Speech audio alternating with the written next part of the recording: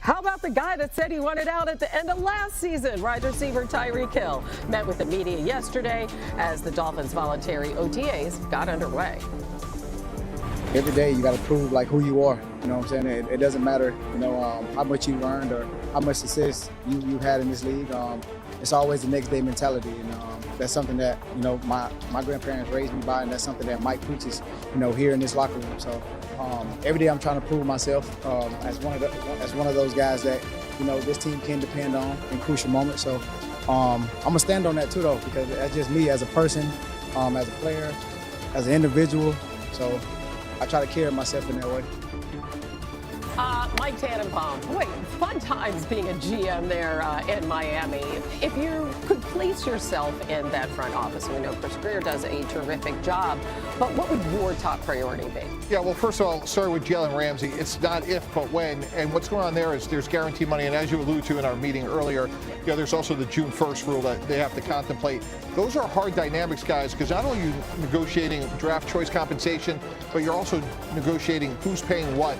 That's hard to do. Hey, we want you to take the whole salary. No, Miami. You're going to eat 50%, 60% of it.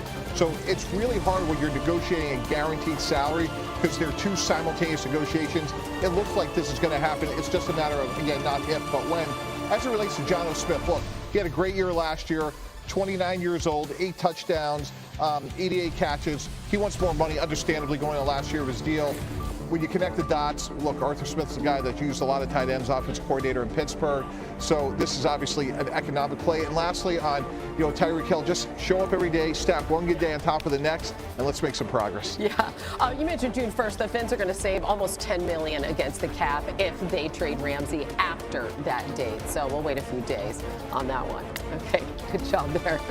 New on NFL Live. Meanwhile, the Raiders with several key new faces this season. Chip Kelly talking about working with his new quarterback. Gino's literally like a second coach. When you're in that room with him and Greg Olsen, it's there's a lot of ideas going around, and then it's just a matter of corralling it, because sometimes you can have too many ideas. Like, let's try to do a million things, and then you don't get good at one thing. But his football acumen is really off the charts. It's impressive to be around him.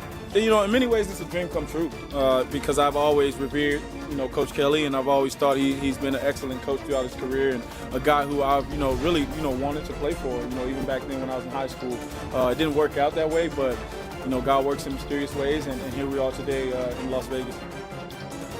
Your expectations, we got Carolyn Smith 2.0, right? Then we got a little Chip Kelly thrown in there. How do you see this working? Credibility. Okay, that's the one word. There's an old Jimmy Johnson line. He told Bill Belichick one time that in the NFL, 24 of the 32 teams just get out of your way. And more often than not, over the past, let's say, 23 years, the Raiders have been one of those teams that just gets out of your way. Let the good teams handle the playoffs, winning playoff games, that sort of thing. The Raiders are never in that hunt. I think with Pete Carroll and Chip Kelly, you're going to build, along with Geno Smith, instant credibility, 8-9 win seasons. You'll never get 15 wins out of this crew, but you're going to get constant competition. I think the AFC West is going to be probably the hardest division of football because there's no easy outs because of teams like the Raiders improving. Geno Smith had 40 touchdowns of over 10 air yards in his 2 seasons under Pete Carroll. The Raiders last year had 9 total of those, okay?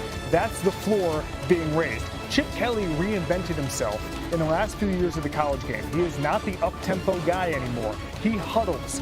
He has a run game situation that is a lot better than he did a decade ago. It is a different Chip Kelly.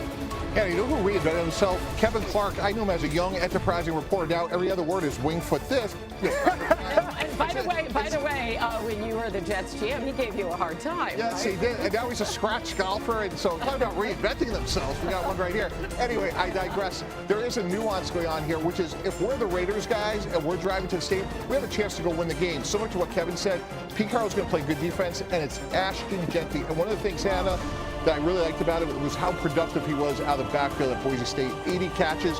You're going to see a lot of long handoffs to Ashton Genty, and you're going to play keep away from the likes of what we talked about in the A block. Patrick Mahomes, Bo Nix, Justin Herbert. You want to go win the game, shorten it. Keep those great offenses off the field, and the best way to do that is take the Marshawn Lynch out of Seattle, make him Ashton Genty in Vegas. Such a great pick. Absolutely loved it. And listen, you want to be entertaining in Vegas, right? Yep. So here we go.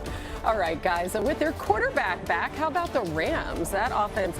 I mean, he looks like Rashid. I mean, I think obviously having the injury it sucked, but happening so early in the season, he was back like right when the offseason started, and so he was up here working hard, extremely hard, and he was back home working extremely hard, and so I was throwing with him in Dallas a little bit, and then getting him back out here, and there's no limitations. He's out there playing, he's making plays on the football field, he's explosive, he looks fast, and you saw the start of last season. I think he can be one of the best receivers in the league, and so just to have him, to have with Xavier and Hollywood and all these other guys that we have, it's another position I think Beach has done a great job of bringing in competition so that we can go out there and make a lot of plays happen.